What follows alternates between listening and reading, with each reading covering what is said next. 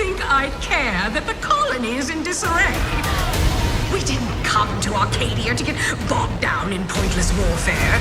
We came to spread freedom and liberate resources for profit. But this pesky Earth Directorate agent is mucking things up. They're not alone in doing so. And they think they can just choose how things play out. They could stop us from stealing the Protectorate's brainwashing technology, which we need to improve our market share. What if this stranger aligned with the Order and that world computer of theirs? That could be the key to closing the rifts that threaten the colonies. So, you see why this menace must be wiped from the face of existence. Or, better yet, brought to our side through the power of capitalism. Now, let's get out there and buy our way to victory! I'm yearning and yearning for you. My heart and revel in you.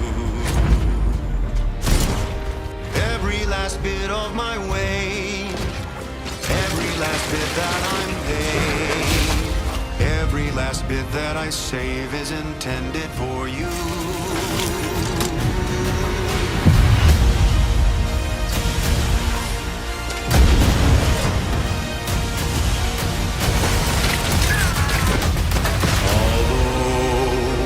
The cost may be high. One day, I know you'll be mine. Someday, perhaps I'll own two. For now, I'll take one that's brand new. 'Cause I'm yearning and burning for you.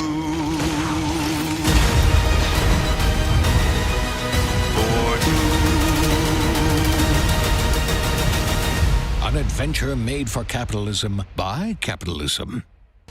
Inflate our impressions and egos by staying tuned after the showcase.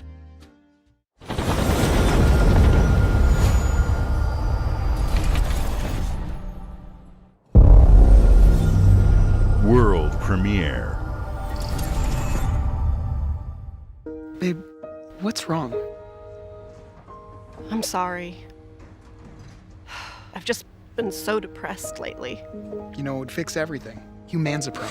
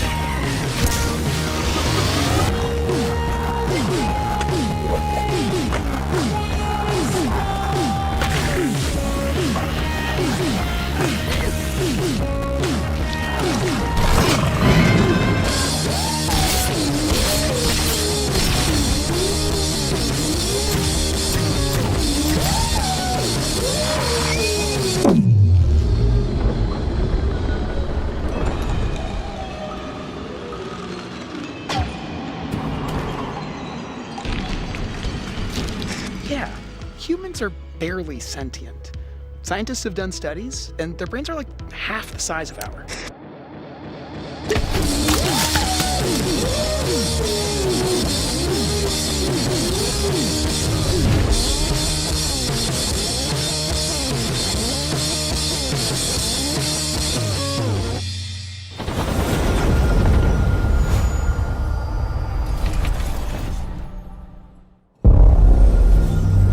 World premiere.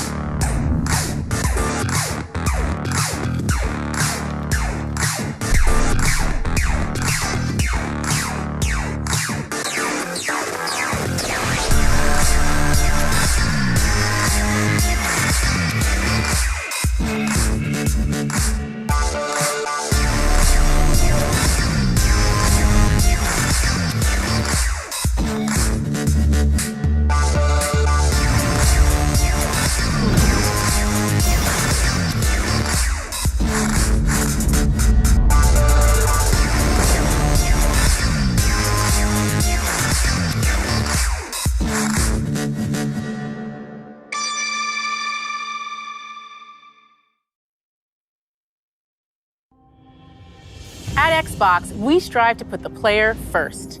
And that's what you've seen from us over the years. We've led the industry with backward compatibility. We championed crossplay and cross-progression. We deliver Game Pass, first on console, then on PC, and with cloud gaming. So what's next? How can we give you even more freedom, more choice, more ways to play? Our next step is to unify your gaming no matter where you buy or play. So we're building an Xbox experience designed for players, not locked to a single store or tied to one device. The Xbox Ally is an Xbox you can hold in your hands, bringing together the power of Xbox and the freedom of Windows. On this Xbox, you can play games across your entire library, including all the Windows PC game stores, from Xbox and Battle.net to Steam, GOG, and Ubisoft Connect. And the highly anticipated Hollow Knight Silksong will be available at launch and in Game Pass when the Ally releases later this year. In fact, every new game you see in today's show will be playable on the Xbox Ally. We have always wanted you to have the unique experience of Xbox on any screen. That's why we're investing in Xbox Play Anywhere. Whether you're playing on console, PC, smart TV, or any Windows handheld like the new Xbox Ally, the Xbox experience roams with you. Your library, progression, friends, and achievements. There are over 1,000 Xbox Play Anywhere games on Xbox today. And every new game you see in today's show, from our partners and our studios, is Xbox Play Anywhere. And because it's Xbox, you can always have access to Game Pass with a diverse lineup of games from the biggest franchises to critically acclaimed indie hits. This is the freedom we believe players should have. Any game, anywhere. And we are giving it our all every day to make this vision real. But it all comes back to the games. From Dead to Rights on the original Xbox to Armored Core 6, our relationship with Bandai Namco Entertainment has stood the test of time. We both believe in bringing amazing experiences to players around the world, and their next game does exactly that. From Rebel Wolves Studio, this is a story-rich action RPG steeped in dark fantasy that I can't wait for you to explore. Thank you, and enjoy the rest of the show.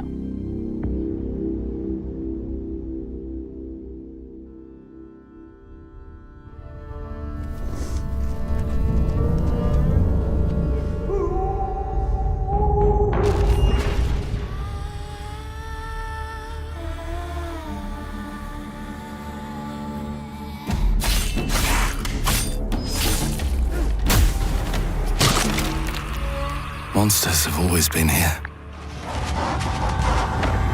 watching from the shadows. And when we were at our weakest, they came out into the light. We feared for our lives, but we should have feared for our souls instead. The vampires didn't come to kill us.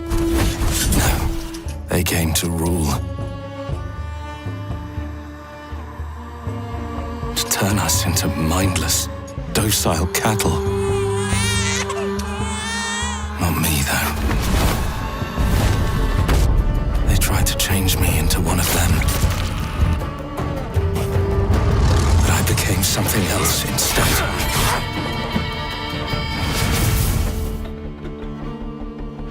Their worst nightmare.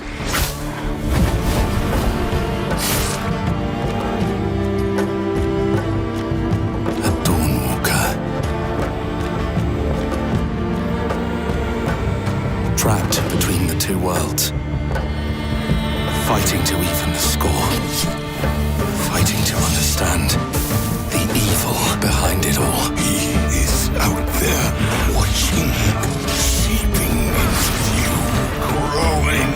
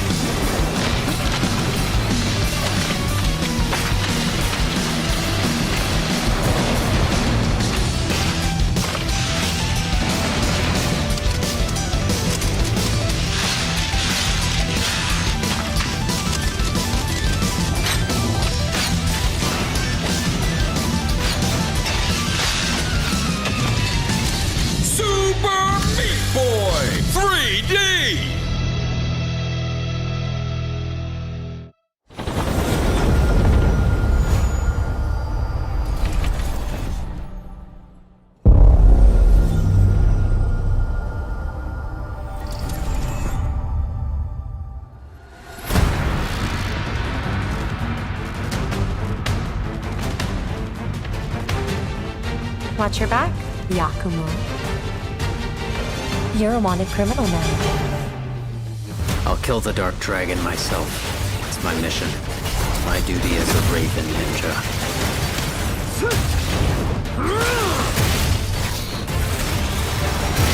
Breaking the Dark Dragon free has its consequences.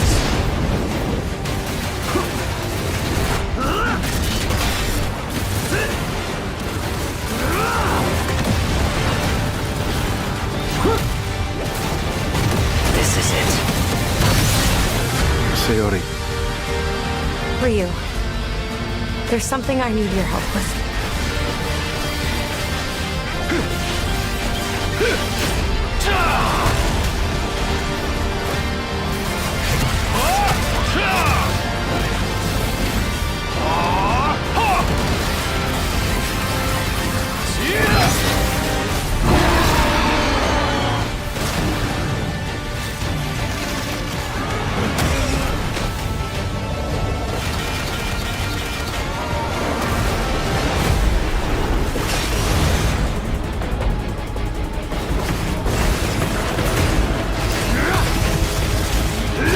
The Dark Dragon is mine.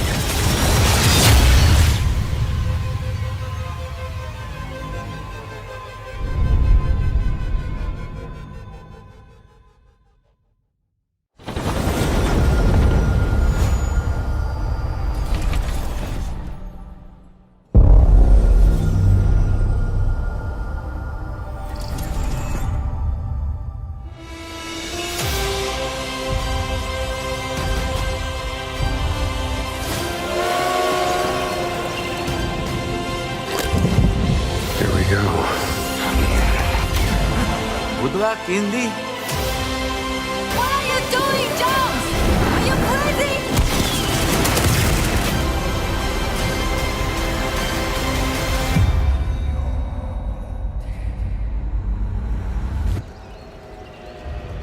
This is where it starts. Beneath the streets of Rome. Enter the city of Antioch. Find a secret relic. Bring it back to the Holy See. Defend the secret. They worshipped the giants.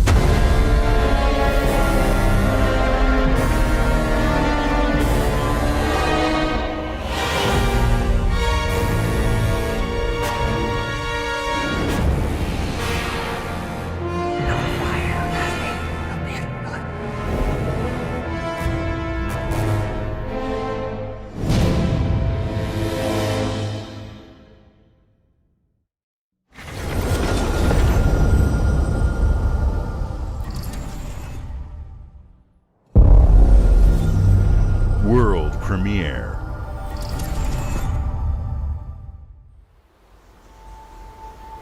遥か昔、この国に輪廻の獣が現れた。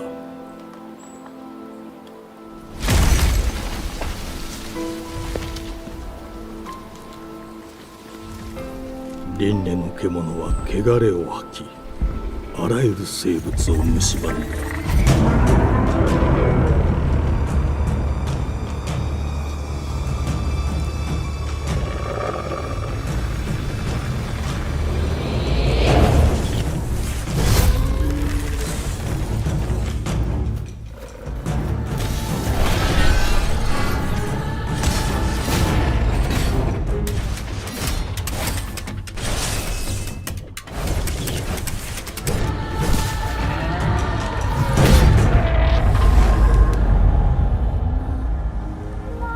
西暦4026年、人類は滅亡を待つのみ。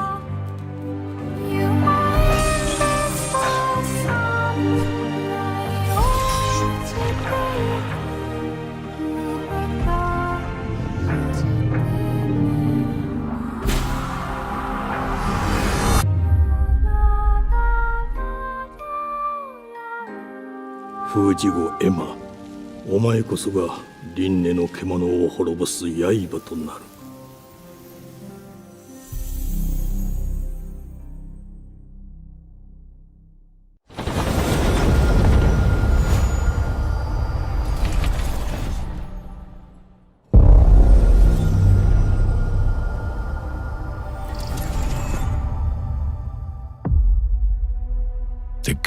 meddling streets of Avalon sure do shine. Because they swoop their filth down to us. Get your paper in! Who's for a paper?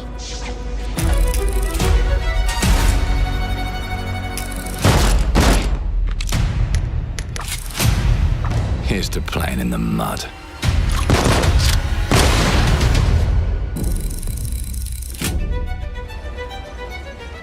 Life here ain't for the soft-hearted. You will be paying me back until you fucking rust. It ain't for the spineless. Keep your filthy pickers off me! And it sure as shite ain't for the decent. That's a clean sweep for one of There has been a crime! Justice itself has been affronted! I have been burgled! Lord Griswick. Burgled! Yes, I got that part.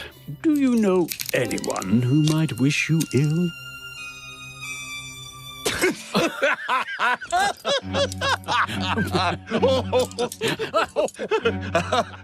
We can't arrest and question everyone. Let's see if we can narrow the suspects down a bit. They were, Trust your instincts, sir. tall, Yes, sir. built rather slim, well, muscular. Mm-hmm. Was very quick, agile. Go on. With a mustache. No, larger. I see. Quite fashionable. That's the fiend who robbed me. They got my good side this time. Breaking in is the easy part. Your brandy, sir. Getting away with it is the real trick. These candlesticks ain't gold. Worthless and dull, just like you. Nah, I have a customer. How can I help you? I'd rather talk to you, Errol. Sounds like I'll get a better deal. You talk to me first, and him never. Got it? Uncle's a bit touchy, ain't he, Errol? Touchy? I say I'm touchy! There. Anything else you'd care to say to Errol? Brains. If I hadn't seen it with my own eyes, I wouldn't have believed it. Round here, it's all sharp edges, empty pockets, and blood on the cobbles. Goodbye, Silas. No! I'll hurt you, you fucking meatsack! I'll leave you with a pissing pan of peaches!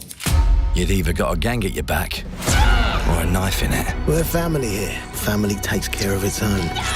Can't put a price on that, can you? Them's in charge. They don't keep order. They keep power. Take this thing into the crucible and melt it. They just want us beaten, broken, and too scared to fight back. I don't want to kill him. That's why it pays to be clever and well-armed.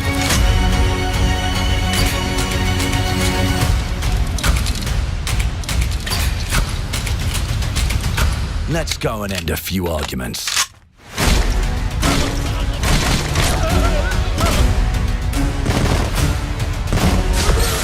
Don't get cocky. They've got a weapon far worse. Time. And if they can rewrite history, they can rewrite us. But look who just found Mummy's keys. Now I can fiddle with time. Put the bullet back in the barrel. Bring the chaos to a crawl. Take a mistake and make it like it never happened. We can change the world as we know it. One choice at a time. And I can even go back and change the past to change the future. And let me tell ya, the hunters don't like it when the rabbits got the gun.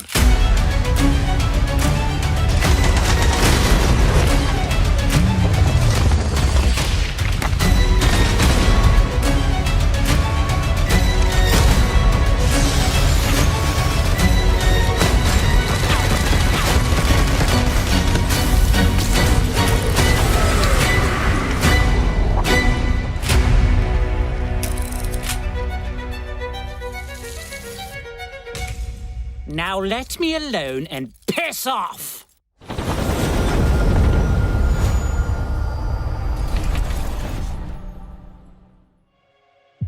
Our creative teams are dedicated to bringing players award-winning, record-breaking, critically acclaimed games. Call of Duty, Black Ops 6 from Activision, Doom, The Dark Ages from Bethesda, Diablo 4, Vessel of Hatred from Blizzard, and Avowed from Xbox Game Studios. All of our teams across Xbox First Party are shipping their most played games ever, and they're also delivering more content than ever before. From original single-player experiences to vast online worlds, our teams are empowered to build the games they've always dreamed of. We want our players to have the choice and flexibility of where and how they play the games our teams make. So of course, our games will be available day one in Game Pass, and every new game we make for both Xbox consoles and PC will be Xbox Play Anywhere. On behalf of our creative teams, thank you. These experiences don't stop when you put down the controller. As you've seen in recent years, more and more of our characters, stories, and worlds are expanding to brand new audiences through TV and film. A Minecraft movie and the Fallout TV series broke records and brought millions of players into the game. We have more projects in the works as gaming continues to influence film and television like never before. When it comes to growing new franchises, Obsidian is having a year like no other. From launching a blockbuster new game like Avowed to the upcoming release of The Outer Worlds 2 this October. Obsidian is always delivering great games, and they have a third game launching this year. You'll get to go deeper on it in our Direct, but until then, let's take a look.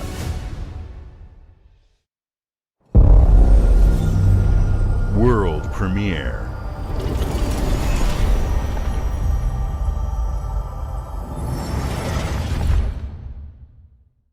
I told you, you can't run from me, you foul beast!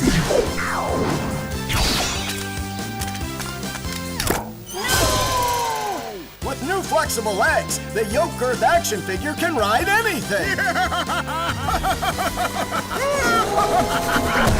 Breaking news. There's been an explosion at Brook Hollow Park. Chaos descended on a ceremony commemorating the 2-year anniversary of when 4 teenagers were miniaturized against their will and left to fight for their survival in the backyard of a deranged scientist. Formerly evil company Ominent Practical Technologies was set to dedicate a statue of the 4 teenagers, fast food science robot Burgle, and Dr. Tully when an explosion erupted. Dr. Tully and the teenagers' current whereabouts are also unknown.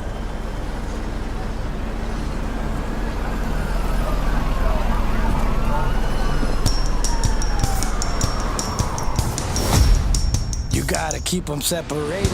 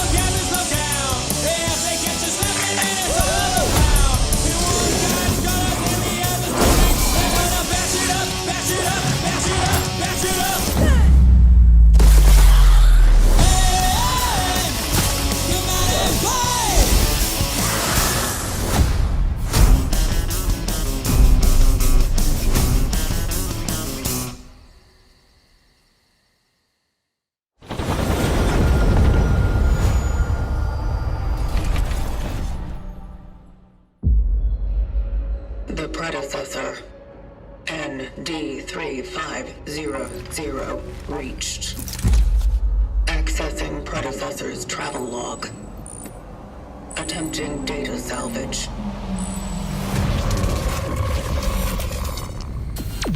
I have encountered an unprecedented orphan. It was in a state of suppressed recomposition. The behavior pattern of the orphans populating the area is highly unusual.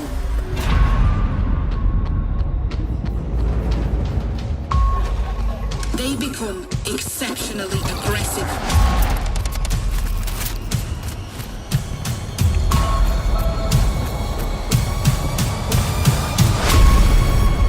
It is highly recommended to proceed with caution.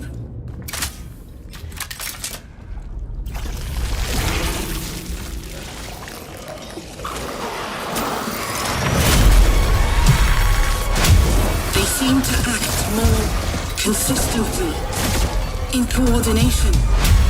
Destroying the nest is now a priority.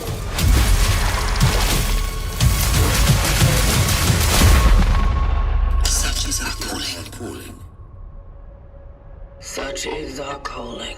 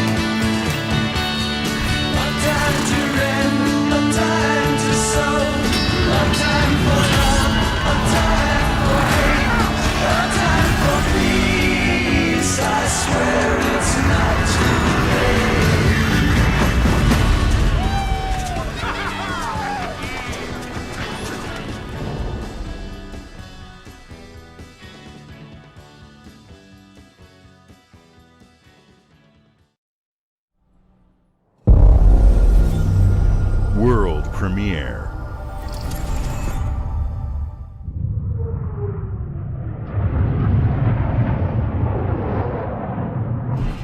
Mayday!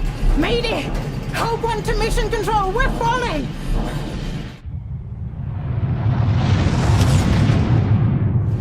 Thomas, the ship's breaking apart! There's no time!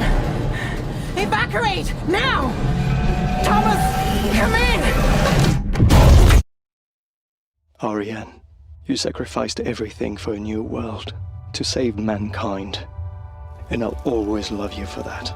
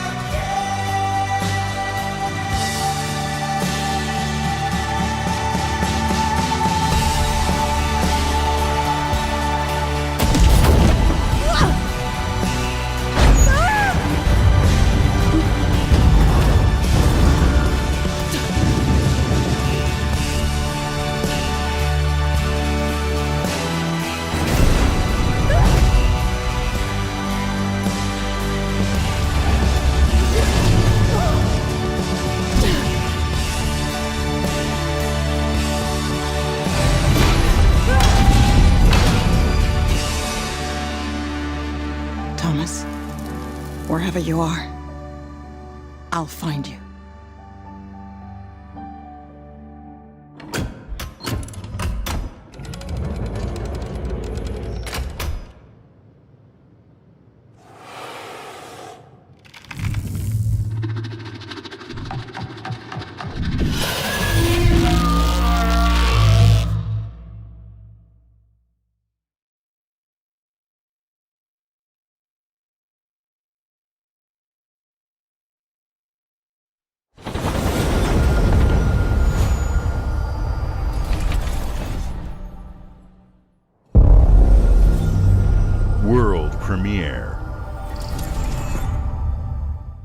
Welcome to England, Mr. David.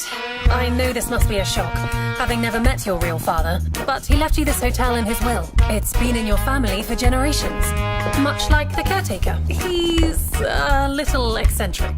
You'll see. Let me welcome you to the Grand,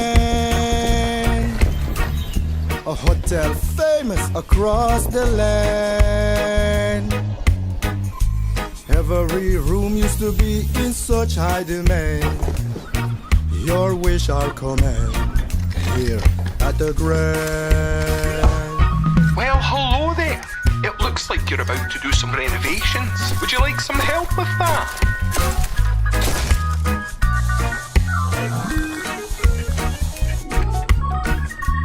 So, my father was renovating the hotel when he disappeared? Not just the hotel. He was helping the entire village. You have his power tools. You know, you could pick up where he left off. You seem like a good man, like he was. I'm in. They don't suspect a thing. Just make sure the locals don't get wind of what you're really up to. Because if they find out, they will wicker man your ass. You keep looking into things, and things are gonna start looking back. Don't make the same mistake your father made. In this place, the only one you can really trust is me.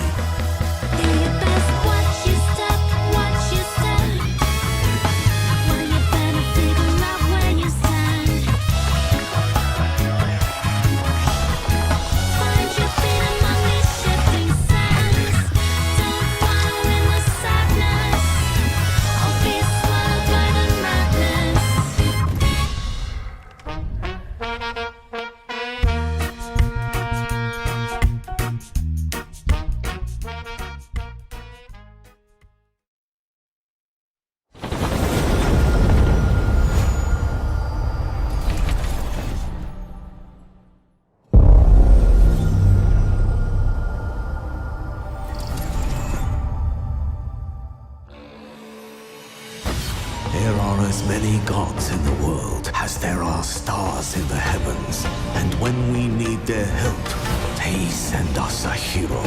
Who would have guessed the defender of my homeland would be my daughter? She unlocked the heavenly spear, but is she worthy?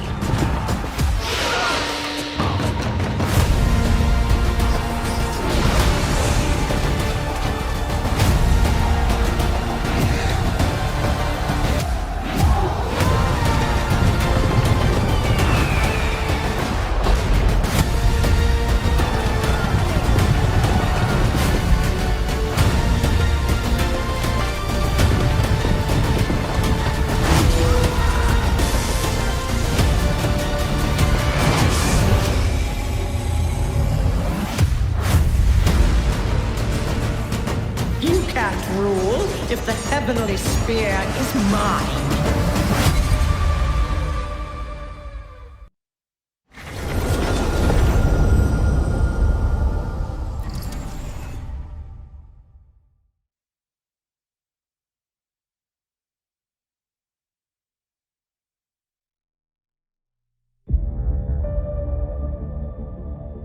주권 국가의 자주적 결정을 누가 허락하는가?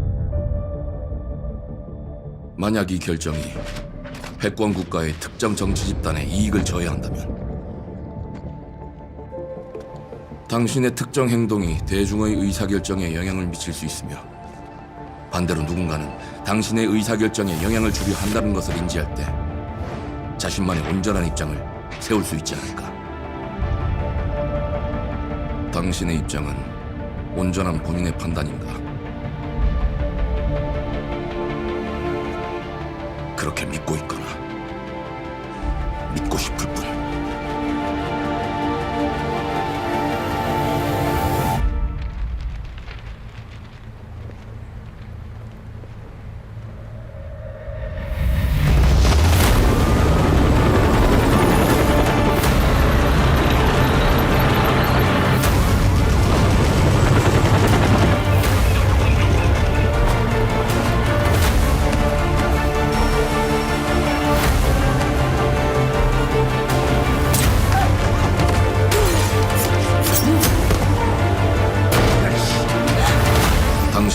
때문에 분노하는지.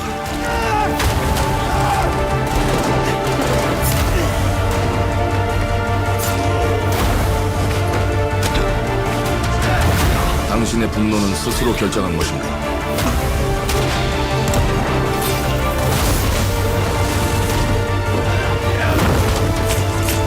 누군가 당신의 분노를 이용한다.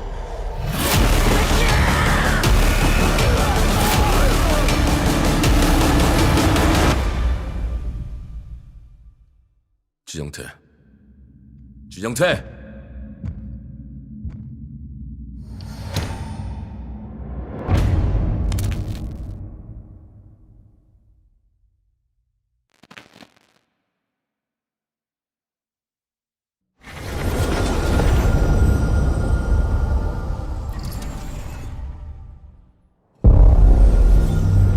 World premiere.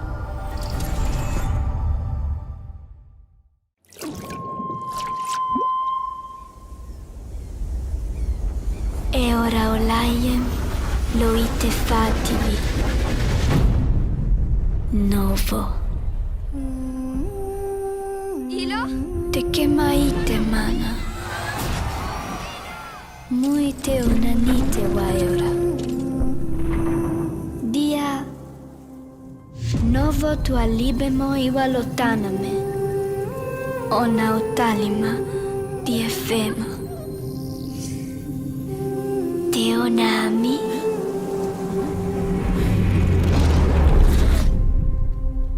Toma tua calio, terali.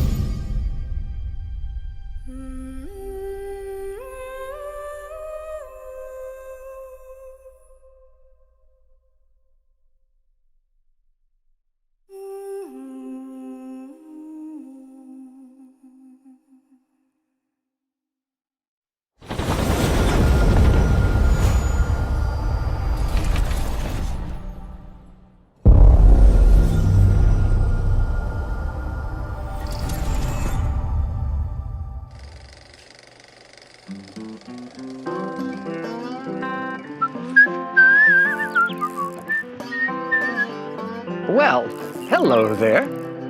Beautiful day to relax by the old fishing hole, wouldn't you say? When it comes to fishing, Appalachia is a land aswim with opportunity. Yes, you'll find fish of all flavors in every walk of waterway, from its mightiest of rivers to its humblest of ponds. Just step up to the bank, cast your line, and when your bobber starts bobbing, reel in the rewards. What do you got on there, Jed? Worms. And how are they biting today? See for yourself. Bagging the big fish starts with finding the right tools for the job. There are as many unique combinations of rods, reels, bobbers, and baits as there are fish in the sea. And when you've caught your fill, pop over to the local tackle shop to swap fish tails.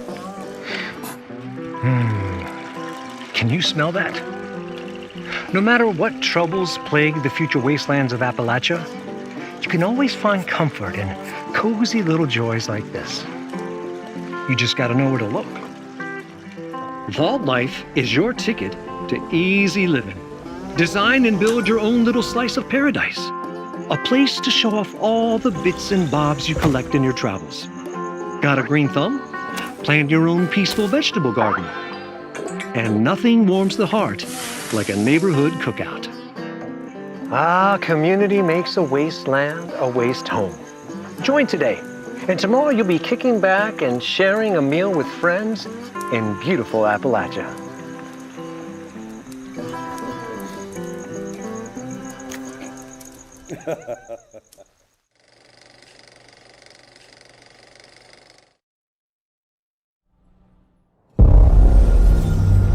World premiere.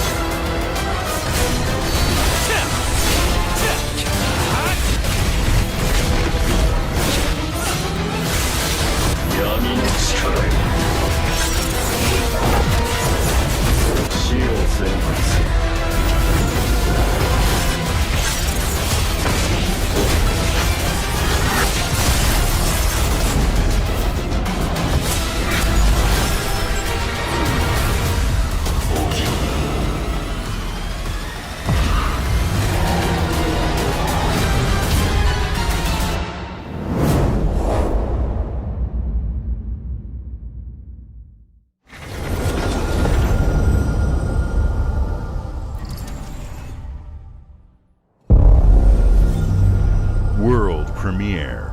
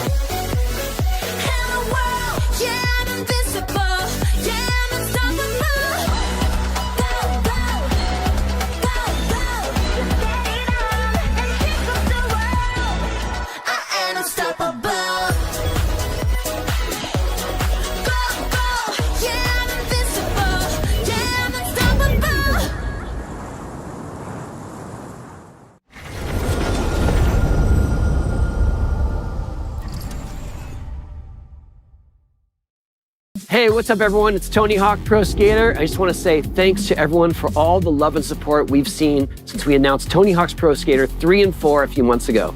These games have changed my life, but more than that, I've seen them help spread a love and appreciation for skating all over the world, and that means everything to me and the team. I can't wait for you all to experience the game. It's been rebuilt with so much care and attention to detail, with some brand new parks, new music, new skaters, and more. And you can enjoy it all with your friends with up to 8 players in multiplayer. Tony Hawk's Pro Skater 3 and 4 officially drops July 11th, and we have a lot more surprises to come. Check out the launch trailer now.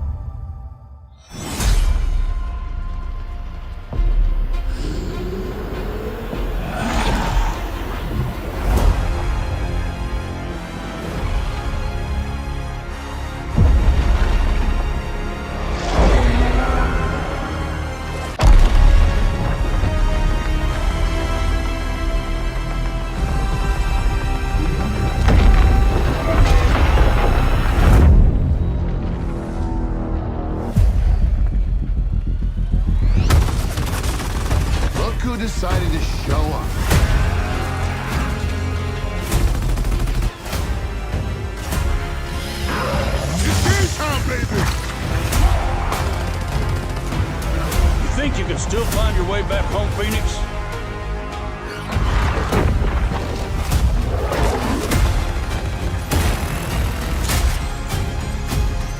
Looks like they upgraded.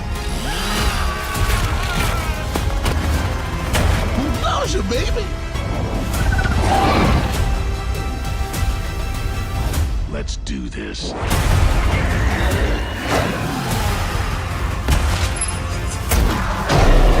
This is gonna be awesome.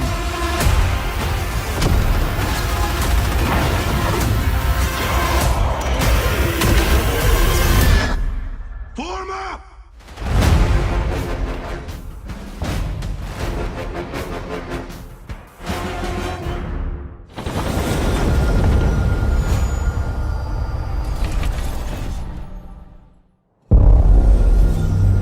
World premiere.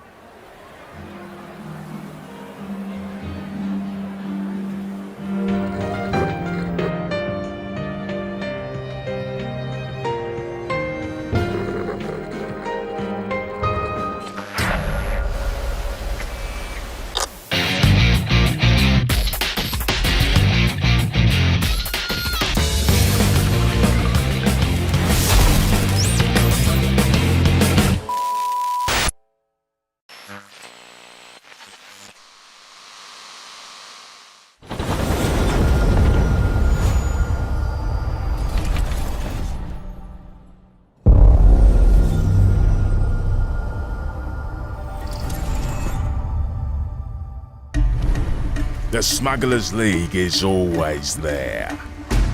But you won't see us. You won't hear us. And the only way you'd ever know it is if that's what we wanted. As smugglers, we deal in the goods others are afraid to handle. Guns, explosives. And don't forget the rum. It's a life of danger like no other. So I guess my question is, can you handle that?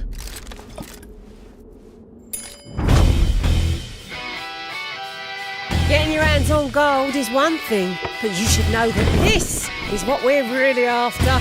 The bigger the boom, the better.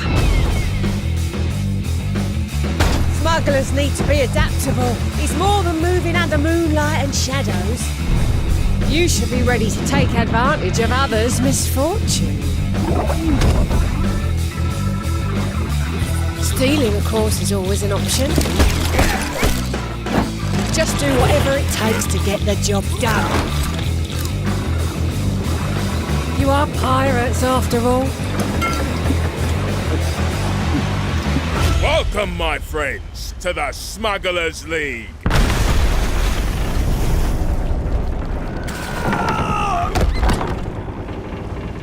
You're paying for that.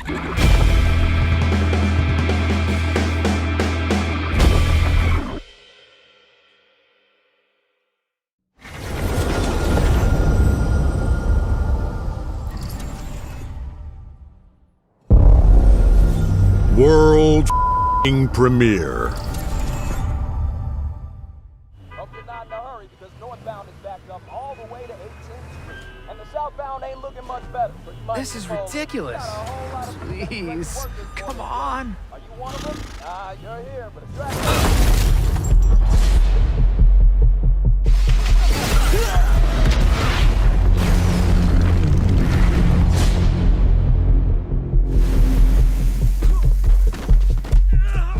Had enough yet? No, Dad, not even close.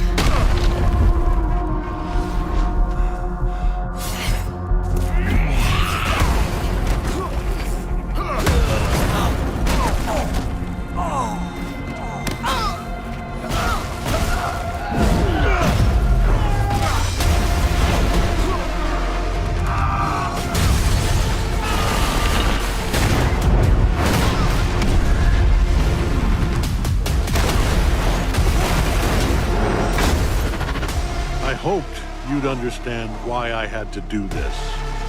accept our rule or die.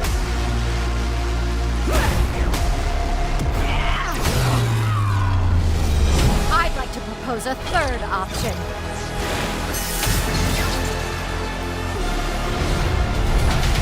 I'm not your son anymore!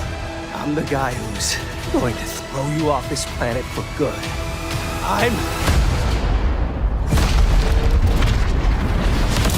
I trusted you!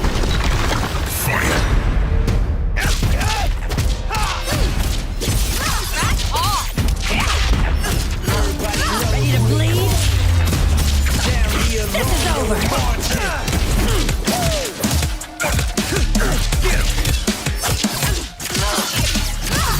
All right, coming through! Let's do this! Gotcha! Going up! Need a hand? Might want to look up! I'm up! See how you like this? It's an army! I am ending you! I see it all now.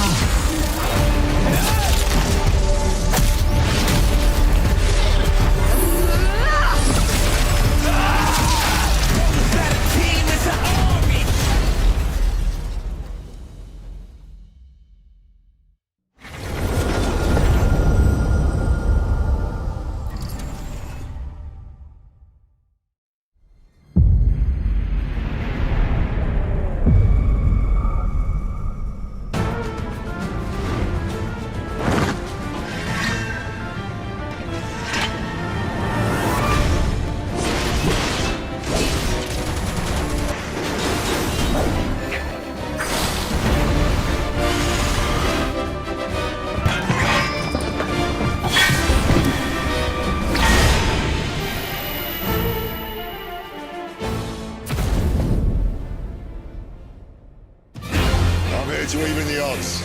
Any objections? Know your place, little lamb.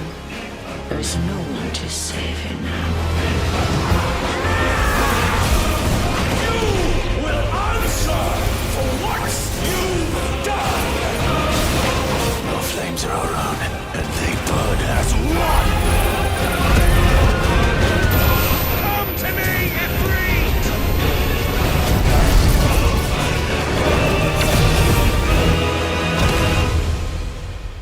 Valisthea cannot endure a second claim upon her being. But she may yet be saved by you.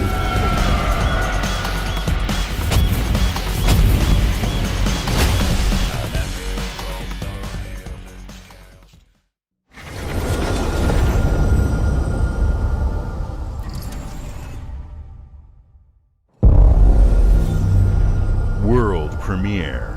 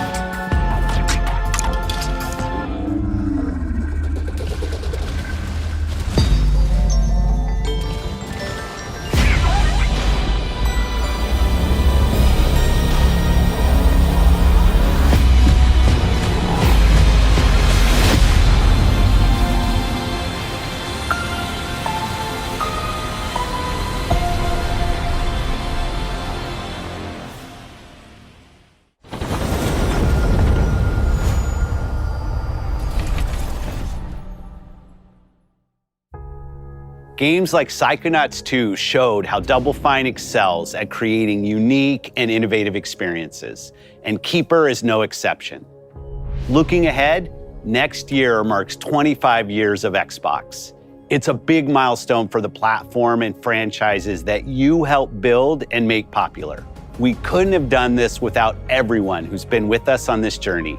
As we think about bringing a new generation of players to these iconic franchises, I'm excited to share that players will get to celebrate 25 years of Xbox with a new Fable, the next Forza, Gears of War E-Day, and the return of a classic that's been with us since the beginning. Today, you've seen an incredible range of games from creators across the globe.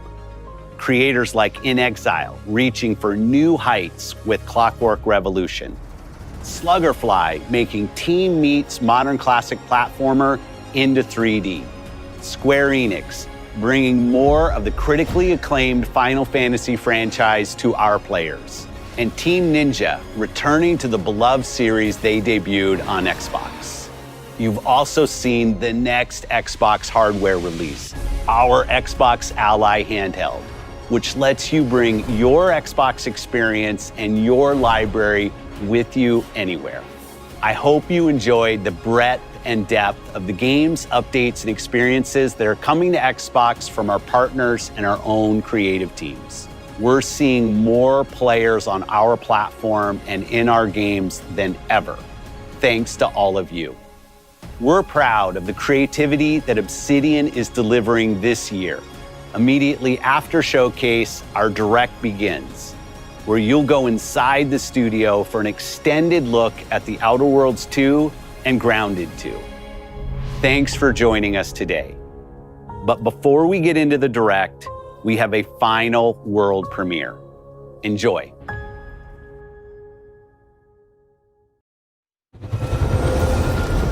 World premiere.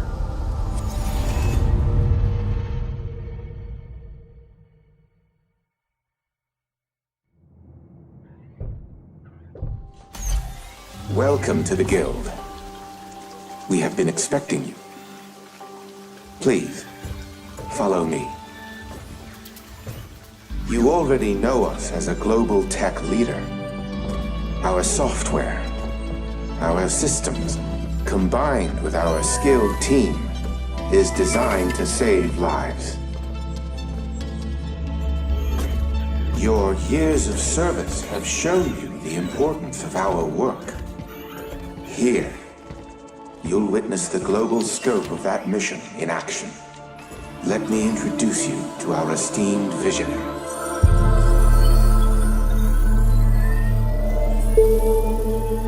For too long, we have been bound by outdated systems, accepting limitations instead of redefining them.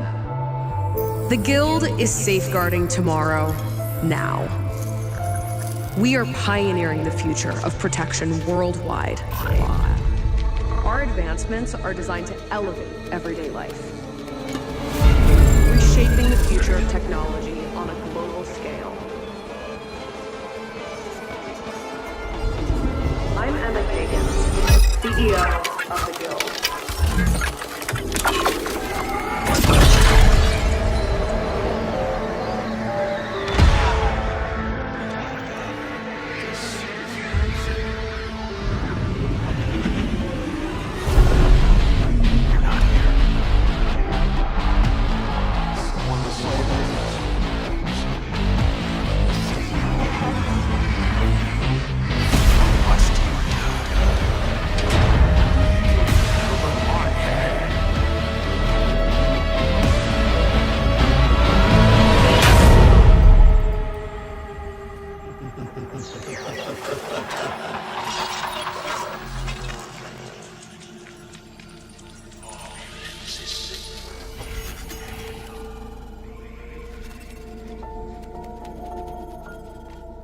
Fear is a powerful thing.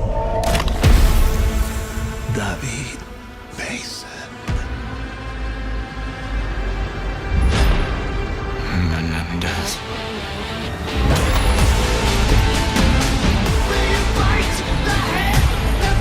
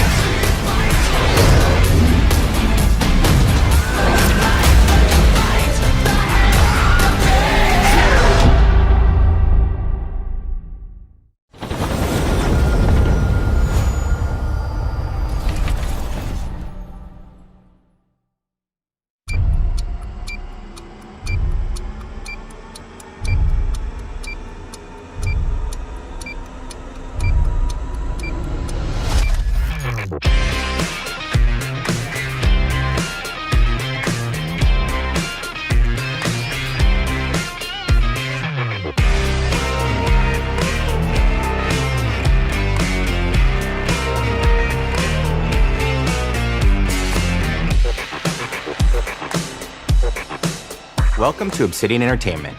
We here at the studio have joked around that this has been the year of Obsidian, with Avowed releasing early this year and now ending the year with 2 more games.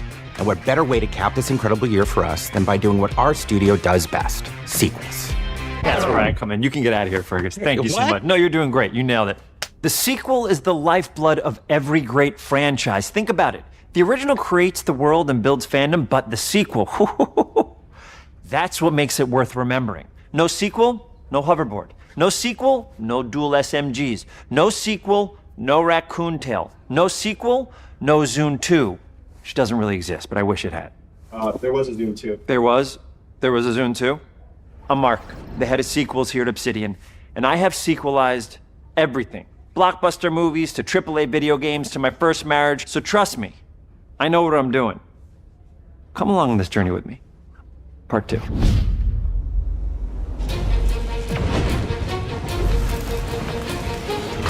Let the killing commence.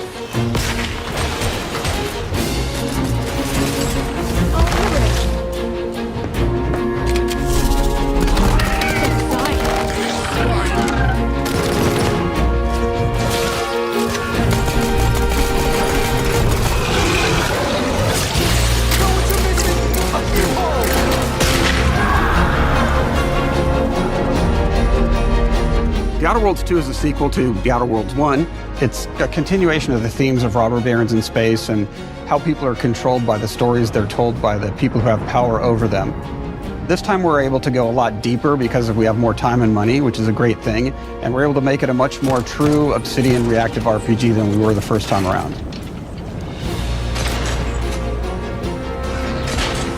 So we're going deeper and more complex with everything for this sequel. Deeper story, lore, RPG interactions, reactivity, all the things we've been known for as a company.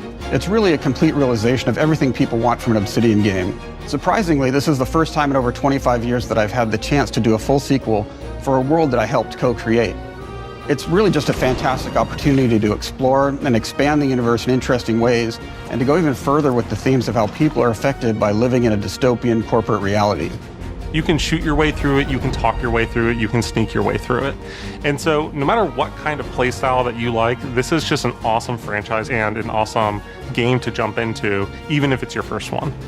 The first Outer Worlds was a great base to start from, as it has all the elements of a great Obsidian RPG. Interesting characters, deep worlds, important choices. In the Outer Worlds 2, not only did we want to double down on those elements, but we wanted to give players even more of it. We've also put a lot of investment into skills and traits that impact things like combat, conversations, and areas that we call RPG interactions, which are the part of the world where players can use their specific skills, perks, and backgrounds to solve problems in unique ways in our new, bigger worlds.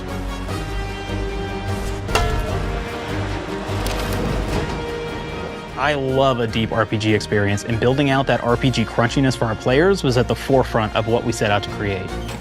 We prioritize those deeper RPG options with different character builds and combos so players can express their role-playing power fantasies. We also have different equipment options for different playstyles and different companions with different abilities.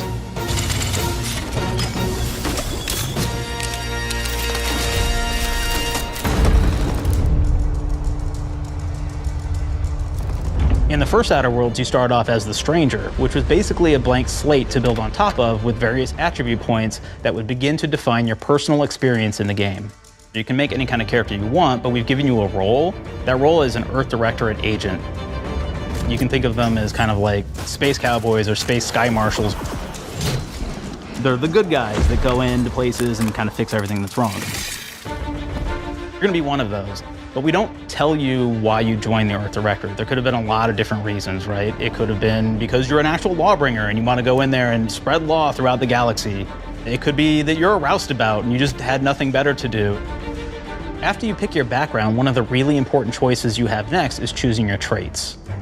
While we had attributes in the first Outer Worlds, we've leaned into traits for the Outer Worlds 2, which are these big changes to your character depending on which ones you pick. So it could be something like Brilliant, where you can tag extra skills and you start getting extra skill points. And that's obviously really great if that's how you want to build your character. You can also go and do something like Lucky, where you get extra critical chance, and you also get a lot of really cool options throughout the game as well.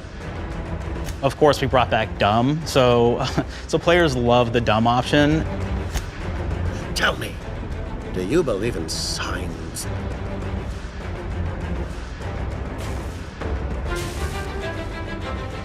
Not quite what I meant, but I like your contempt for boundaries. I could put your adventurous spirit to good use. And you get like lots of really cool, fun conversation options in the game, but we took that even further. And again, there's lots of elements in the game where you can be dumb and use that for something. Could be something as simple as banging on a machine to get it to work. After you've invested in some of your traits, your next choices are going to be choosing your skills. The skills themselves basically allow you to build on your playstyle and what your character is doing in the game.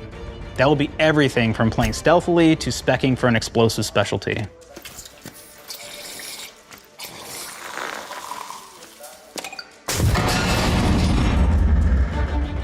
Throughout your entire journey, your character continues to change with the different choices you make.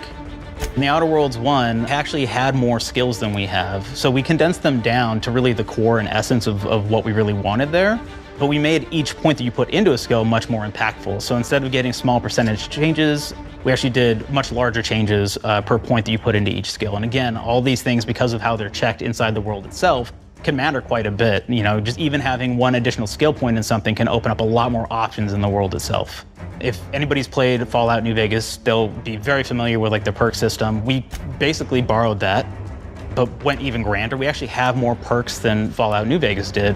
But here's the cool thing, right? We check and use perks for literally everything, right? So you can do everything from, hey, I want to make a stealthy build that steals stuff and is really good at that. Okay, great. Well, you can take maybe the pickpocketing perk. So that's not available to everybody, but if you select that, now you can actually go around and steal things out of people's pockets.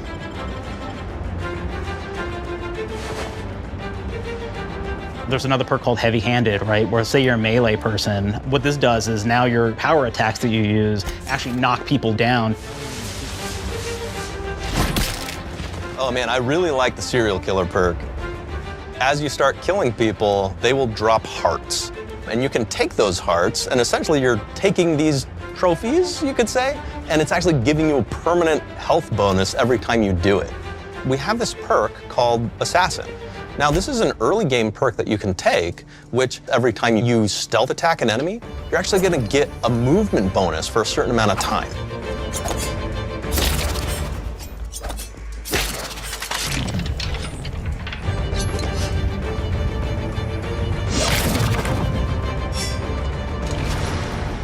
Flaws were a system that everybody loved from the first game, but we wanted to make it more personal to the player. We wanted it to really reflect how you were playing the game and give you a bonus that you actually wanted to really engage with. With the flaw system returning, we knew we needed to go bigger, better, and more real than ever before. So we turned to the team. I told them, no bad ideas. Give me what you got. Okay, we need more flaws. We need them to be real. I want to put them in the game, so give me something. Inspiration. What's wrong with you? Oh, I have bad knees. You got bad knees? They hurt when you walk a lot? Yes. When you walk too much, they hurt? No cartilage. Sounds boring. Makes you sound like a boring person, but it's in the game. I know it. It's a good flaw. What about you? I like to take small things sometimes. So you're stealing? No, I'm taking. When do you give them back? I don't. Claire. Claire, you shouldn't be stealing. What are you doing? You shouldn't be stealing, Claire. Tiny crimes. Tiny crimes? Do you hear the second part, though? It's a crime. Well, You're stealing. Claire, that's wrong. You can't steal things, okay? But it's an amazing flaw, and I'm putting it in the game. But you're a bad person. And are you the one that took my stapler? do you need it? Yeah. Give it back. Okay. Please. You, what do we got? Flaw. I like to stare at the sun. How long did you stare at the sun? Just lunch break. An hour? Oh, I only get 30. You guys get an hour? I get an hour. An hour. Oh. Makes me feel energized. How many fingers am I holding up? 3. No. Anything else? We'll put it in the game. We'll put it in the game because I feel bad for you. Anything else? One of my favorite flaws is something called bad knees. It will actually give you the option to take this flaw that'll make it so that you move faster throughout the game. But the problem is, anytime you stand up, your knees are going to make a loud popping noise that makes it so that, well, everyone around you is going to hear you. There's one called Kleptomaniac. This is really interesting because what it does is when you steal something, you can actually sell it for more bits than normal. And like that sounds really great. The drawback is sometimes when you're looking at things in the world that are owned by somebody else, you'll automatically steal them. So you have to be very careful about how you use them. One of our more wacky perks is the Sun Gazer Flaw, and it just gives everyone cataracts while playing their game. So everything becomes like light shafts and blooms and hazes, and makes the game pretty unplayable if you happen to choose that perk. If you happen to be the type of player that habitually reloads your weapons like I do, well, you'll be offered the flaw of over-prepared. Now, you'll get larger magazine sizes on all of your weapons, but if you ever fully empty your magazine, you're gonna take a debuff for a while. While we support options like being a gunslinger who wants to key into destructive weapons, or a rogue who wants to alpha strike their enemies before they know what hit them, we also allow for a lot of fun and experimental builds. You can be a mad scientist who utilizes gadgets and wacky science weapons and armors, or even a psychopath who gains permanent bonuses to health by murdering their friends. Nothing shows the impact of these character build options better than, in my opinion, the bridge area, which has a quest you get early on in Paradise Island.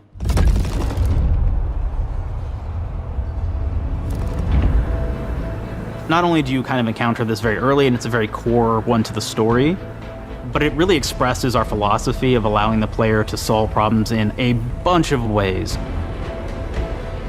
So you may solve it by speech options. You may talk to them and maybe have to go do a quest for them and really kind of prove that you're a friend of the Protectorate to get by.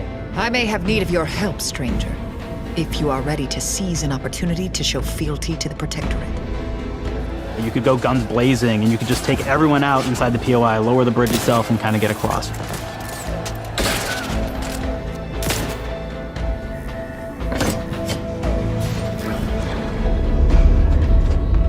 You could sneak in, lower the bridge, and then actually sneak in under the bridge to get over to the other side.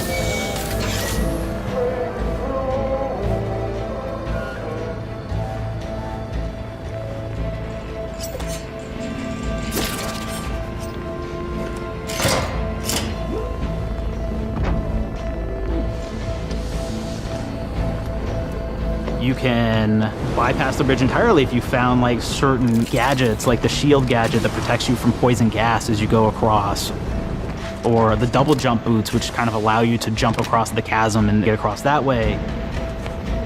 There's even a really kind of messed up way, right? Which is players can actually sacrifice one of their companions. Their companion who they just found is part of. We're no different than the Vrees if we start tossing our own to the Raps. I sure as law ain't gonna follow someone who can't see the wrong in it. I must admit I'm surprised we could come to an understanding, but I thank you for your loyalty, stranger. As promised, you shall have clearance to cross this bridge. It's such a fun quest, but again, it really showcases that we want you to be able to solve this in whatever way you want to. When you build your character your way, we're there for you. We really want you to have the experience that you want to have out of this.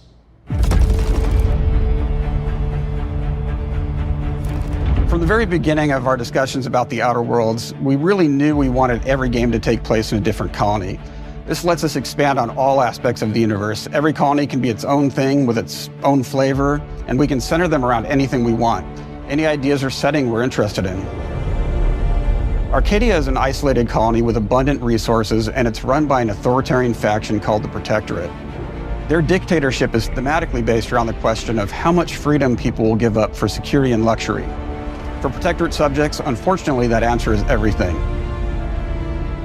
The Protectorate is also incredibly wealthy because it was founded by the inventor of the skip drives, which are the Outer World's faster-than-light engines. But those skip drives are starting to cause rifts in space-time, which are cutting off all the other colonies on Earth from being able to trade with each other. The Order of the Ascendant is an offshoot of the Order of Scientific Inquiry from the original game, and like them are a science-based religion with the same goal of solving the universal equation, which will allow them to predict and alter the future to the benefit of all mankind. They used to be part of the Protectorate, but they split off to focus on solving the equation for the good of everyone, not as a way to simply control the masses. The player's been sent to Arcadia as an Earth Directorate agent to find out how the skip drives are causing the rifts and what can be done to stop them. Each of the factions have their own solutions to the rift problem and their own goals. The Protectorate wants to close them to protect their legacy as the inventor of the drives and their wealth. The Order wants to close them not only for the good of everyone, but also because they're complicating the math they're using to solve the universal equation. And Antes just wants to be able to open and close them at will to control all the trade routes between the colonies. In addition to expanding the themes and lore of the Outer Worlds, we're also expanding the humor, so each faction has its own flavor of absurdity. Anti's Choice is a merger between Anti-Cleo and Spacer's Choice from the original game, and there are corporate representatives in the Outer Worlds too. They've invaded Arcadia to liberate their resources for all of humanity, at a profit, of course. One of my favorite things from Fallout New Vegas is the radio system. It was just iconic for me, and I wanted to make sure that the Outer Worlds 2 had that. So we actually built out 3 different radio stations, one for each of the major factions. You also have a ton of music. Each station might have, like, I think 20 tracks of unique music that we've made for it. It's a lot of stuff.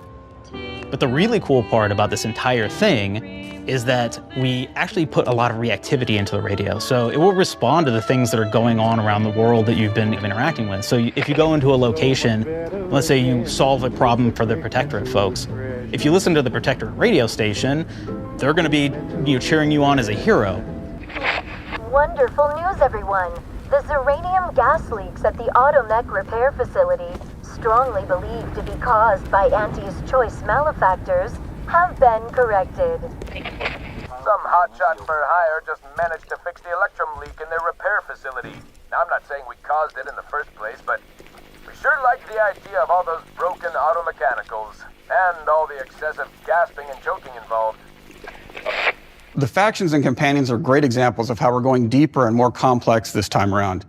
They're integrated into the game's storyline much more than we did on the first Outer Worlds, and like with everything else in the game, they have a lot more reactivity. There are 6 companions in the Outer Worlds too. As usual, each has their own quest lines, but this time they are also connected to a different faction and have character arcs that the player can affect through their choices. Your first companion is Niles. He's another Earth Directorate agent like you, and he's looking for your help to decide whether he wants to become an even better agent or to turn his back on the Earth Directorate completely. There's also a somewhat cute Automech support drone that is basically Niles' helper. Her name is Val. Marisol is part of the Order of the Ascendant, and she's an aging but still deadly assassin. That's right, she's a deadly mathematician who may or may not have some unfinished business to attend to with the player's help. There's also a cultist named Azza, who is part of a sub-faction that worships the rifts, and in her case, violence in general. You can choose to either turn her away from overt violence or support her chaotic and dangerous tendencies. At one time, Anti's Choice had a program to graft soldiers with animal parts to make them more formidable. Unfortunately, it didn't quite work, and most of them are now dead. There's a combat medic who survived, however, named Inez, and she wants the player to help her fix her graft, among other things. Finally, there's Tristan. He's a Protectorate Arbiter, who is judge, jury, and executioner all rolled into one heavily armored package. It is your choice to either help him judge wrongdoers or show him what true justice looks like. We definitely have reactivity in the game based on how you've been treating your companions. I won't reveal the end of the game, but let's say if you have not been treating them well, you will find out at the end of the game what that means. Companions are a very, very important part of merchandising, because that's the real beauty of the sequel. We're talking merch, baby. It is the lifeblood. It is what fuels us. Do you want to see some of my ideas? Hop, hop. Check this out. Gen Alpha loves body pillows, especially ones that look like human beings for some reason, right? Who needs a significant other when you could have a knife-wielding space psycho up in your sheets, huh? What do they do with them when they get them, huh? Maybe a little napping, maybe a little snuggling, maybe a little nut.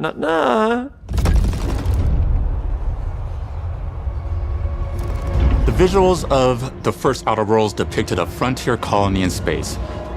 The Outer Worlds 2 is driven by an invasion of the Arcadia colony system by Anti's Choice, which shifts the visuals to be more reminiscent of a World War I-like setting in space.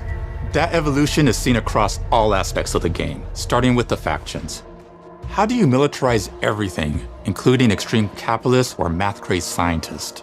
In a World War I setting, war comes with propaganda. The Sovereign uses it to maintain control, Anti's Choice uses it to help their bottom line. The Order just wants to show how it exists within the grand plan. We want players to feel like Arcadia is a living, breathing place scarred by a long-standing war. Fairfield, one of the first towns you encounter, was once under Protectorate control, but has recently been taken over by Anti's Choice. They don't just occupy the town, they rebrand it with their signature style, repainting buildings, posting guards, and adding propaganda-based holograms featuring Anti and the Moon Man. Showing the towns evolving after the invasion helps us push immersion for our players. One of our priorities in visually realizing the world of The Outer Worlds 2 was making sure everything is clear and recognizable from the player standpoint. We want to make sure each faction has a particular look and design. So when the player is running across these vast, different environments and landscapes, they're recognizing the motifs and visuals of who they're talking to, what they're going to be talking about, and how that progresses throughout the story. The first Outer Worlds was really about the player interfacing with corporations. And while we have that in The Outer Worlds 2, we really want to express not just the corporations, but how the player interacts with other facets of the world, like government entities or religious structures. And then we elaborate on those. With larger environments, we wanted to encourage exploration by improving player mobility across the board.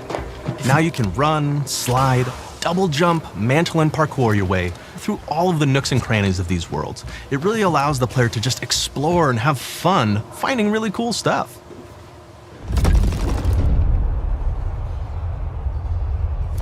We've aimed to make everything in The Outer Worlds 2 better from top to bottom. The RPG elements were the start, but that's touched our story, our art, and especially our gameplay.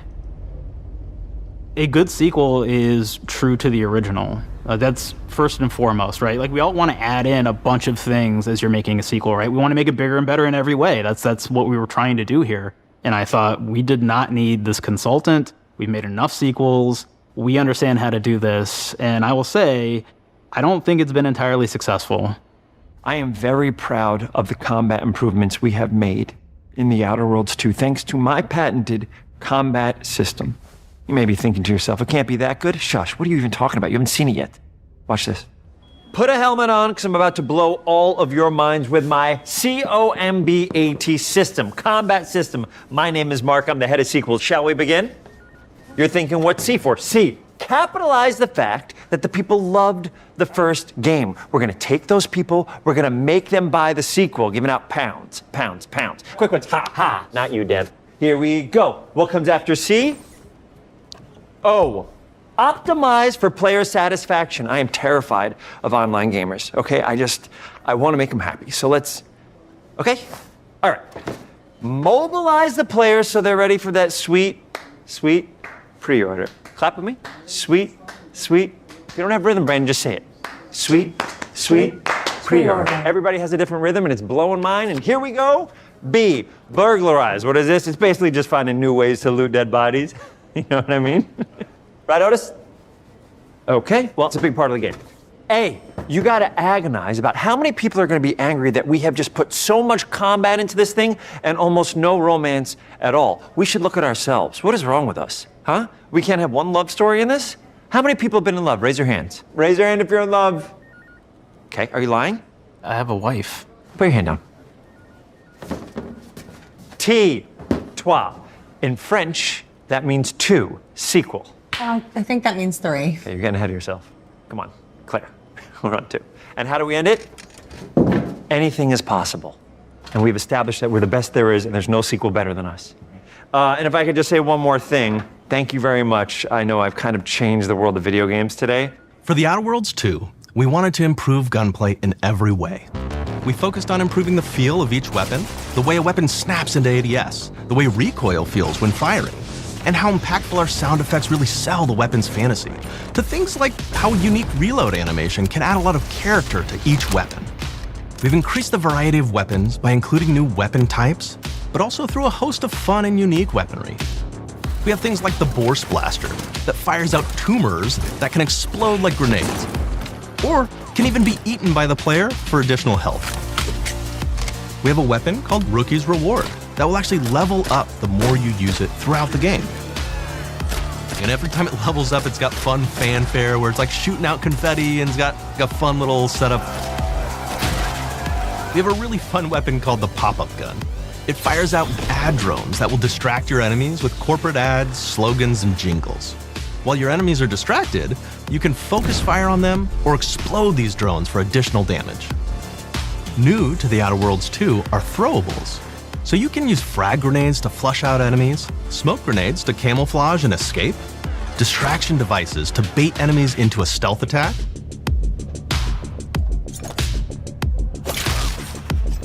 and even science grenades that will levitate enemies, allowing you to fire upon them while they float helplessly.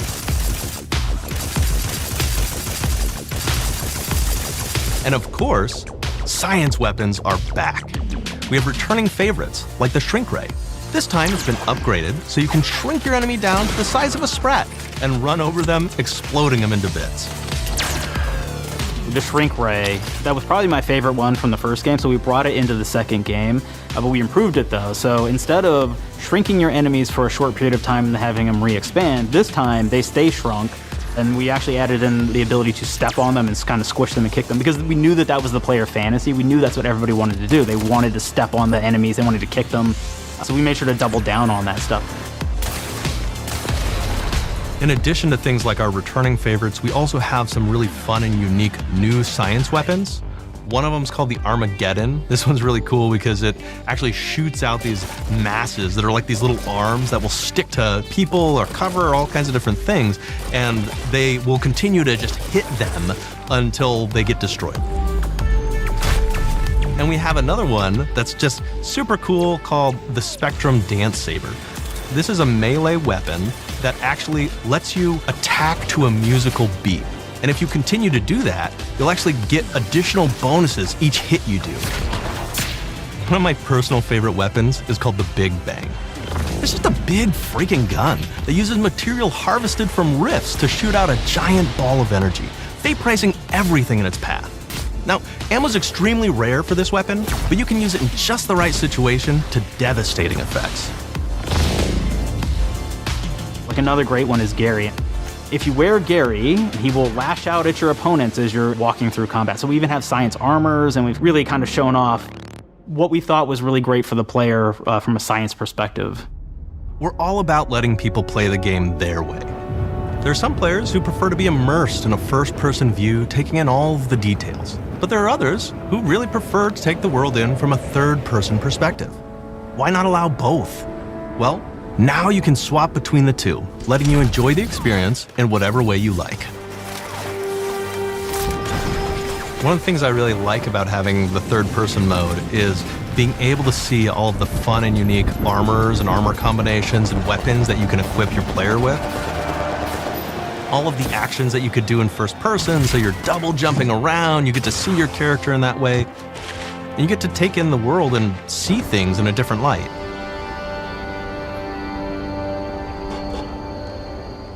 The Outer Worlds 2 is really the biggest game we've ever made.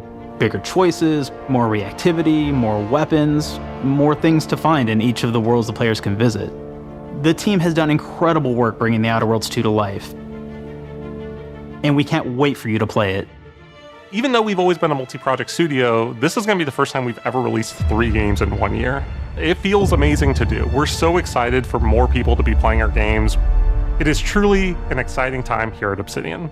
We're exploring worlds big and small while expanding on franchises that we've created, and we have no plans to slow down. We hope you all continue to come along with us as we do what we do best, make your worlds your way.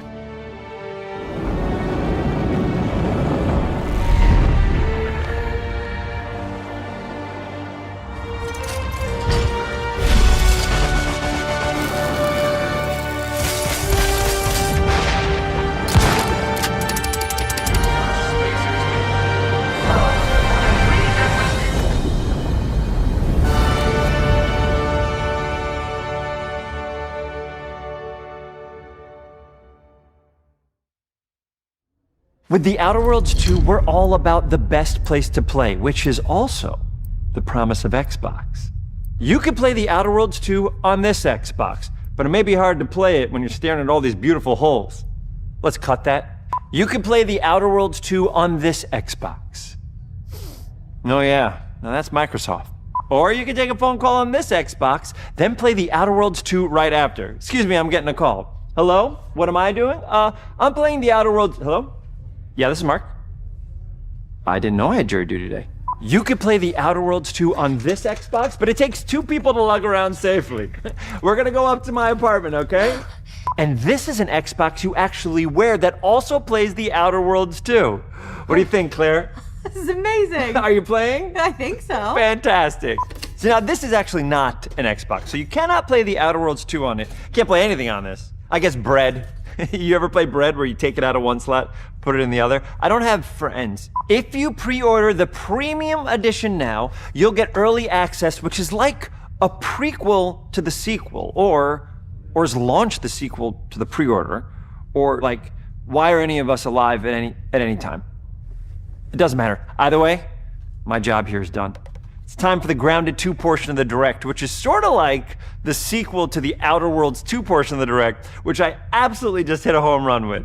You know, it's really nice to see my influence go on to other games. Take it away, team.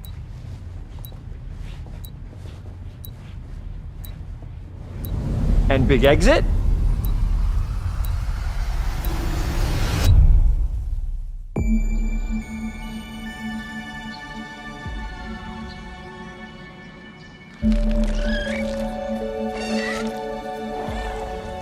We're so proud of Grounded. What started as a small passion project to make a quirky game where you're shrunk down to the size of an ant, trying to survive in a backyard, grew into something way bigger than we ever imagined. Over 25 million of you jumped in, explored, built, crafted, and fought off giant bugs together. Y'all helped make the entire experience very special to us. The team's been cooking up a ton for Grounded 2, and we're so excited to talk about it. I had to grease some palms to steal a bit of time from the Direct to give you a deeper look. There were so many possibilities and ideas that didn't make it into the first game, so with the sequel, we have the chance to dream bigger. To achieve those dreams, we partnered with the amazing folks at Eidos Montreal. Together, we're taking Grounded from the backyard to an even larger world, the Brook Hollow Community Park. When we started working on Grounded 2, we knew that we wanted to make a bigger world. Fortunately for us, Eidos Montreal became our main partner on developing Grounded 2. They have a lot of similarities to the sorts of things that are important to us at Obsidian. They tend to make very narratively strong games. They make games with really deep characters and great character progression. They make games with great gameplay. Everyone at Eidos Montreal is thrilled and honored to be working with Obsidian Entertainment. Our two studios share a lot of DNA. The same things that are important to Obsidian Entertainment are important to us. Choice and consequences, player communities, and doing justice to great IPs and great franchises. The fact that we're the first partners that they're working with to make a sequel to their franchise feels like we're an important part of their history. The events of Grounded 2 take place 2 years after the first game. The same 4 teenagers are returning. So there's Max, Hoops, Willow, and Pete. They're a couple years older, which means they've gone through a bit more high school, a bit more mature. It's 1992. The world's a little bit different, but we're still in that fun, nostalgic era of the early 1990s. In Grounded 2, we're moving the action out of the backyard and into the Brook Hollow Community Park. Not only is it bigger, it allows us to tell a lot more stories and expand the world of Grounded by exploring what the community of Brook Hollow has been up to and what they've been through. The park overall is about 3 times the size of the backyard, and our initial starting area is actually the same size as the entire backyard from the first Grounded. The reason we wanted to move into a park wasn't just to create a bigger world, but was to give us the opportunity to explore the community of Brook Hollow and what secrets have they been hiding. What we love and what we're excited about in terms of the park is the opportunity to create environments and landmarks that are mundane at normal size, but are colossal wonders when you're the size of an ant. Everything from a giant trash can to a community picnic table or a snack bar. All of these areas come to life in a brand new way. Part of the fun in Grounded 2 is that the park was evacuated really quickly right before our teens were shrunk. And that means that the park has been sort of turned upside down and is in a topsy-turvy state. And that leads to really fun environmental storytelling, but it also leads into the creation of amazing biomes for our characters to explore. One of my favorite examples of this is the ice cream cart. In all of the commotion, the ice cream vendor's cart has been knocked over and its contents have spilled out into the ground. And what this means for our young adventurers is that they'll be able to explore this frozen cave of interesting challenges and colorful Lovecraftian horror. We have one anthill that's actually somebody decided to bury a bunch of toxic stuff in the park. And so there's all these toxic chemicals underground. The environment looks very cool and very spooky with all of these sort of chemical pools. And of course, nothing can live down there except for one type of insect, the cockroach. We are oftentimes reinventing environments, and in future updates, you're gonna see a ton of new stuff. You do a lot of fighting against insects of all shapes and sizes. We didn't just want it to look better, we also knew we wanted to add a new layer of strategy. The changes that we've made aren't limited to tuning animations or adjusting attack or defense numbers or making characters or insects move faster or slower. But we did all that too, but there's also an entire sort of rock, paper, scissors strategy involving light attacks, heavy attacks, and blocking. We've also added dashing as a new way to both get out of danger quickly or jump in for a quick attack. And almost all the insects in the game will have these abilities now too. Sort of like a chess match, but one that's super frenetic, looks super cool, and is ultimately just a ton of fun. We're leaning into clear playstyles for tanky warriors, low defense, high damage rogues, effect-wielding mages, and ranged hunters. In the first Grounded, we have mutations, and there were weapons and armors that favored different playstyles. In Grounded 2, not only will there be passive mutations, but there will also be active mutations. And a lot of those mutations support these archetypes. My favorite way to play pretty much any game is chasing after those game-breaking builds. And that's why I'm so excited for what we're doing with archetypes in Grounded 2. I'm all in on the rogue. Now, you can even dual-wield daggers. I've been dialing in this glass cannon build that stacks ambush, assassin, and cardiofan mutations with the wolfbane daggers and the wolf spider armor. It lets me open up combat with massive backstab damage that also inflicts venom. Then, I can use the extra stamina to reposition and try to dodge, rinse, and repeat. It's high risk, high reward, and absolute chaos in all the best way. I'm looking forward to seeing what wild combos the community comes up with and what they inevitably break once they get their hands on the archetype system. It's going to be awesome watching it evolve with player feedback and watching us try to keep up with all of your game-breaking builds. One of the great things about Grounded is the variety of players it attracts, from builders to crafters and everything in between. If you've ever watched me on Casually Grounded livestream, you'd know that I'm neither. I am a murderer of insects. Personally, I prefer the term harvester. I love going out, hitting things, and bringing the materials like insect body parts back to my friends to use. This way, we keep progressing and playing together. We're also trying to make sure that armor and equipment are easily understood by the player, especially when they're playing co-op with their friends. It was really, really important for us to deliver on all of that for the bigger space and experience, because that was the only way we could truly support the feature the community has been asking for since the very first Grounded release. Mounts.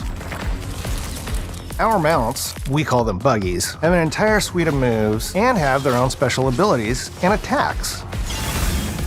We really wanted the buggies to be an extension of the player in every way possible. And that meant making sure that buggies had unique and valuable abilities across all the core pillars of Grounded. So that doesn't just mean exploration and travel. That has gameplay implications for combat, crafting, and building as well. Just like how we wanted to expand on player playstyles throughout the game, we're going to make sure that every buggy that we add has its own personality.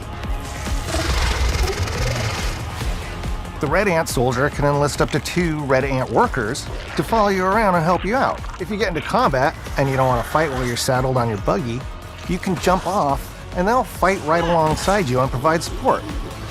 The Orb Weaver buggies are a little less useful when it comes to general utility, like building a base or harvesting, but they're awesome when it comes to combat. Sure, their defenses aren't super strong, but they're heavy hitters. They're also super fast and they have some great special abilities, like a scream that allows them to stun lesser-powered insects, and the ability to shoot webs and entangle other creatures. So the Orb Weavers won't be your base-building buggy. You should use the Red Ant Soldier for that. But they're super fun for exploration and combat. Red Ant Soldiers and Orb Weaver Spiders will be available at Game Preview launch. There will be others in the future, but those are the 2 we're starting with. The connection that our Grounded community has with us is something we want to keep forging with the sequel as we make an even bigger game than the original. Pretty much from day one, we knew we wanted to return to Game Preview for Grounded 2. Sure, it comes with some trade-offs, like the game's not done and it's out to the world, but there's so much value in building it alongside the community. Buggies change how you traverse and navigate the park. What we're doing with Grounded 2 is we're actually keeping zip lines held back so we can see how players engage with buggies, and then we can tweak zip lines to bring them back over time to really complement that buggy experience and make exploring the park far more fun. That kind of feedback loop helped shape the original Grounded, and we wanted to shape the design for Brook Hollow Park, archetypes, buggies, all of it. We also learned a lot from that first time around. One thing that stood out immediately, players blaze through our content, especially the story. That makes sense. Story, characters, world building, that's kind of Obsidian's thing. It's the flavor we bring to the survival genre. So this time, we're starting with a much bigger baseline. There's been an explosion at Brook Hollow Park. Chaos descended on a ceremony commemorating the 2-year anniversary of when 4 teenagers were miniaturized against their will. One of our favorite parts of the first game was watching the community uncover clues and spin up theories. This time around, we're leaning even more into that, and we'll be keeping a close eye on what our players discover and how they interpret it. Because you never know what might inspire us as development moves forward. We really started to hit our groove at the end of Grounded 1. We found that being open about what we were planning and then following through was key to building trust with the community. As a small team, we had to experiment with update pacing and scope, and what we found resonated the most with all of you were bigger, beefier updates, even if it took us a little longer to land. So that's the plan. Larger, more complete updates spaced out just enough so we can take your feedback seriously and make every drop count. You can expect in our big updates, new buggies, new biomes, new building pieces, all the good stuff. And we're launching with a public roadmap so everyone knows what to be excited about in the future. All of us at Obsidian Entertainment and Eidos Montreal are super excited about how close we are to letting all of you players get shrunk a second time and explore the all-new park on buggies in Grounded 2. If you're a returning Grounded player, we're really looking forward to you experiencing all the improvements. If this is your first time getting Tiny, then all I can tell you is that a world with an entirely new perspective and an entirely new feel awaits you in Brook Hollow Park. It's time to ride together and survive together.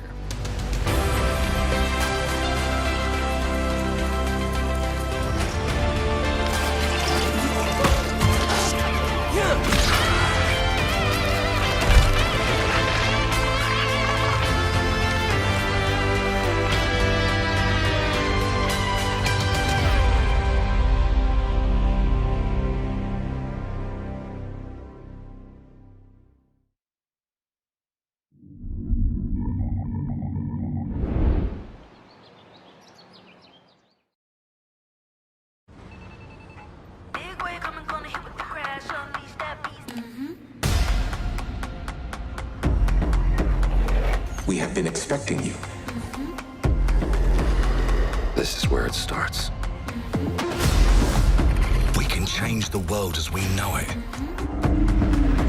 Can you handle that? Let's do this. I'm in. I'm here to even the odds. Any objections? Here's to playing in the mud.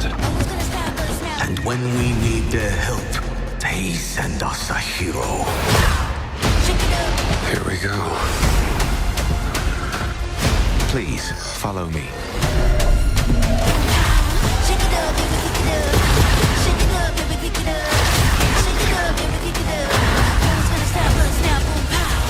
Well, hello there. It looks like you're about to do some renovations. Keep your filthy pickers off me! Do you think I care? This is gonna be awesome.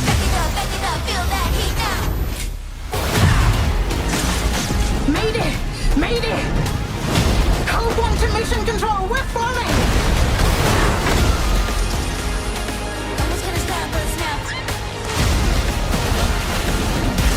Had enough yet?